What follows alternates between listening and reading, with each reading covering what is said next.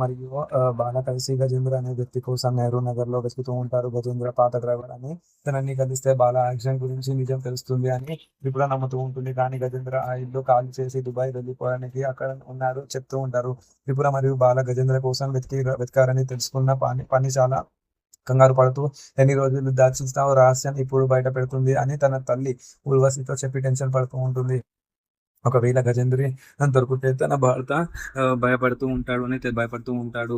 పని ఒక flash back అని గుర్తు తెచ్చుకుంటుంది. బాలని చంపడానికి ఒక ప్లాన్ వేశాడు. కానీ ఆ ప్రమాదంలో నేనే ఒక పెద్ద నాన్న చనిపోయారు. ఈ యాక్సిడెంట్ లో గజేంద్రకి పర్సన్ అని తను దొరికితే ఈ పని చేయనీకి తెలుస్తూ ఉంటుంది. త్రిపుర గజేంద్ర దుబాయ్ వెళ్ళిపోవడానికి తెలిసినా కూడా ఇలా అయినా తన గురించి డీటెయిల్స్ తెలుసుకోవాలని ఫిక్స్ అవుతుంది. బాల అని ఈ విషయం మొత్తం అర్థం కాకపోయినా త్రిపుర చెప్పినట్లు వెతకడానికి రెడీ అవుతుంది.